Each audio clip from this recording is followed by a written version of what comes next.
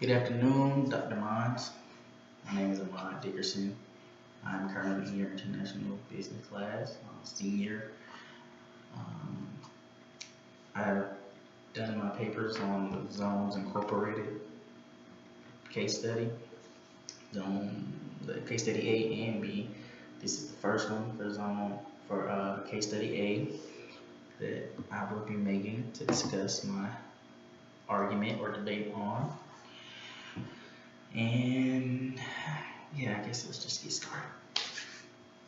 So, Zones Incorporated is a multi-billionaire company selling hardware and software, and they are trying to expand their business and efforts globally.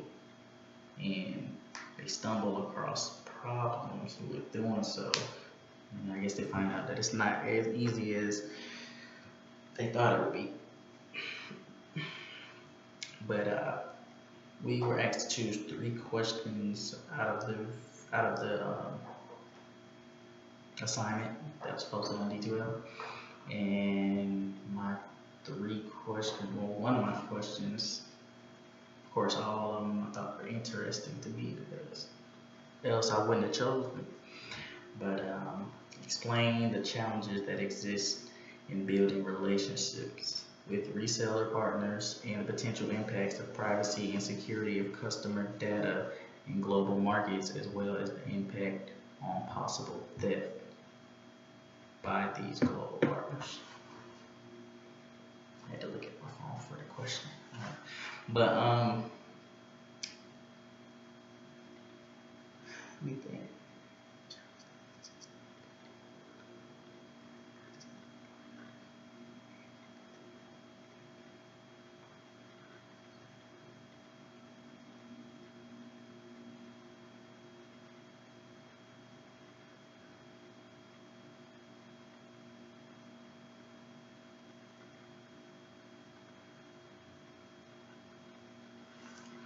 So basically,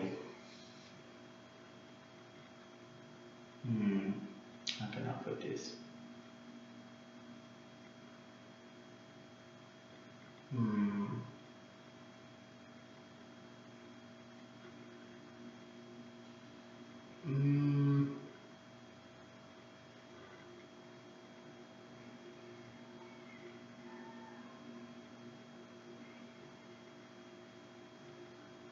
It's a really tough subject. But a lot of things go in place when trying to sell globally. There are rules, laws, and regulations that are put in place for, I guess, you to expand your business globally. Because if you think about it, you're going into another country. So it's no longer America. So their laws aren't our laws. Their regulations aren't our regulations. So we have to abide by their rules when trying to do business in their country.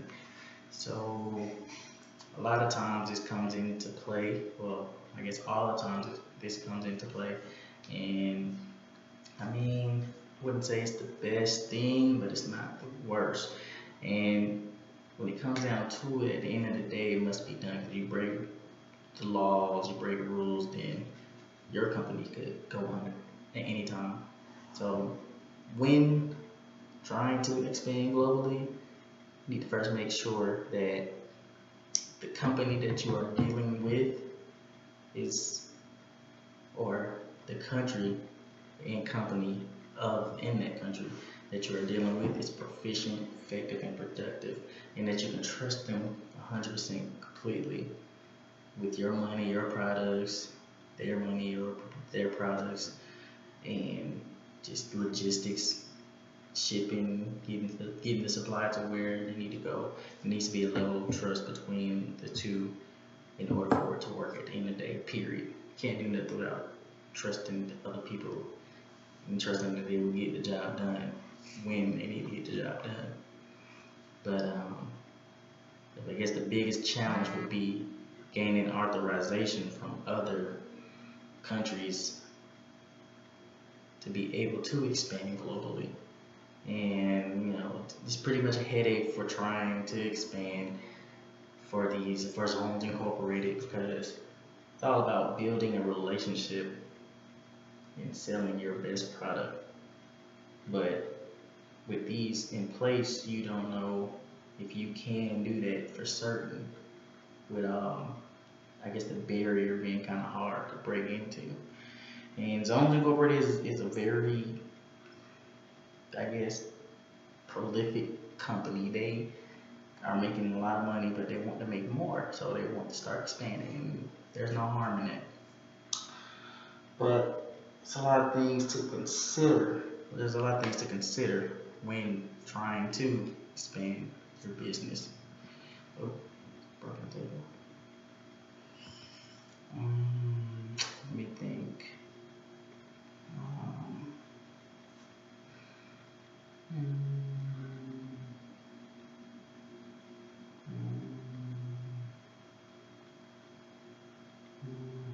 well, another question. My second question was: given your not understanding of global competition and the economic freedom index of the world, what role should governments, domestic and abroad, play as U.S. firms extend their operations globally?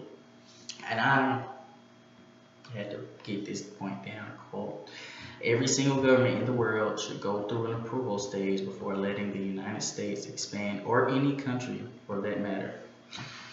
So basically, and this goes into what I was talking about, trust. It should be a trust in money, it should be a trust in logistics, it should be a trust in that company, whether they can deliver, whether they say they can do what they say they're gonna do. If not, the relationship is done. And selling is nothing but a relationship. You cannot sell without having a relationship. It's like selling cars.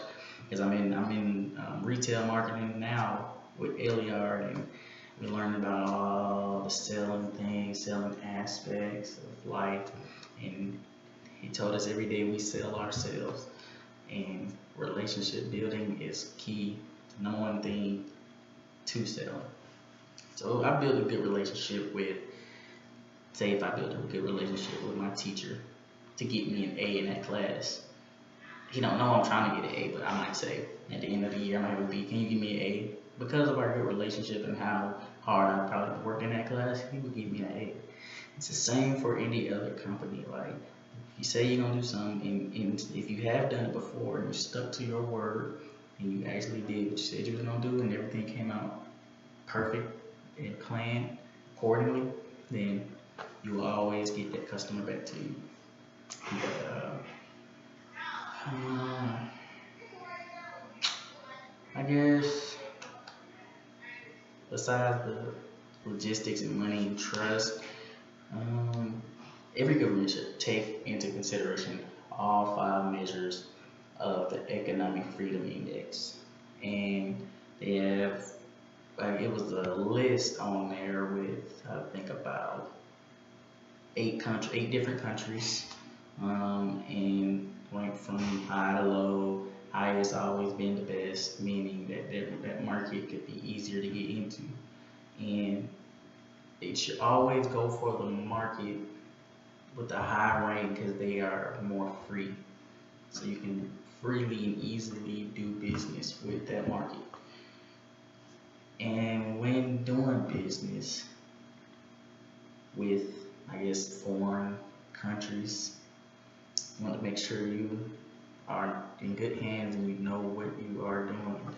You want to make sure that you can basically expand in their market, as every country won't allow America to just do that, any other company, whoever, to just do that. So you got to make sure that you can. A lot of times the other company from another country could go bankrupt, they could go out of business, and you don't, what are you gonna do after it fails on you? It's just a done deal, and you lost money. Now you gotta come back and get yourself together, get your company back on its feet like how you're supposed to. But economic freedom plays a huge role in expanding globally now, because I guess if you are really like India, That's one of the lowest ones that was on here, and they were at, according to the 2014 Economic Freedom of the World, India would had a rating of 6.49, which was the lowest on out of all 8 countries, and which is pretty surprising because India is huge, so you would think there would be more free on the market to enter, but there are barriers. And you want to look at your research when doing things like this, because it would be vital for you to know this, because you don't want to put your company at risk dealing with, I guess, a country that is not so willing to be so open. So you have to be careful.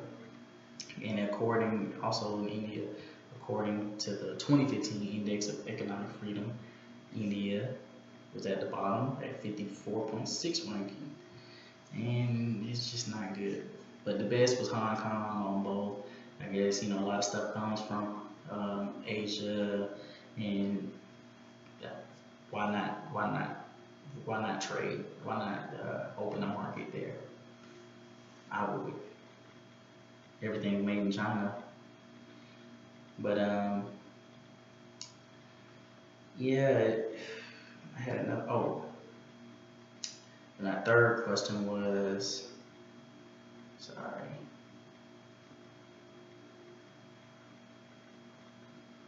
And my third question was, what knowledge of the economic freedom indices can be used to understand which country zones should not enter?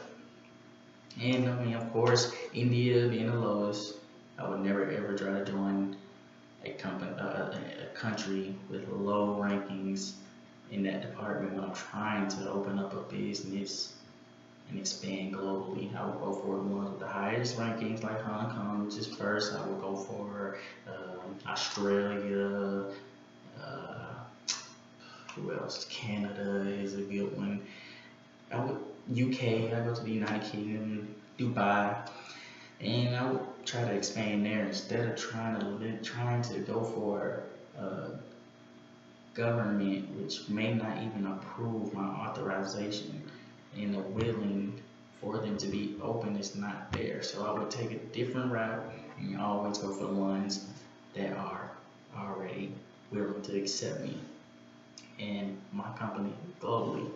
That's so I can expand my wealth in my company.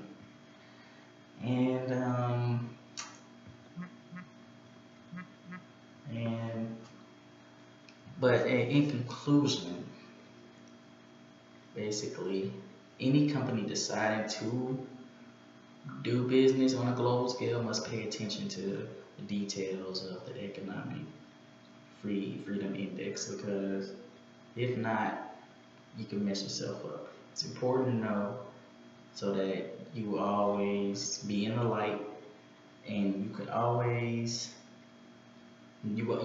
always know that, okay, this country can't do it, that country, Hong Kong, can do it. It'd be easy for me. Doesn't mean you're always gonna be successful just coming straight off the bat, but you would have a foot in the door, and that just says a lot. So thank you, and this was my presentation for Zone A, Zones Incorporated Case A, and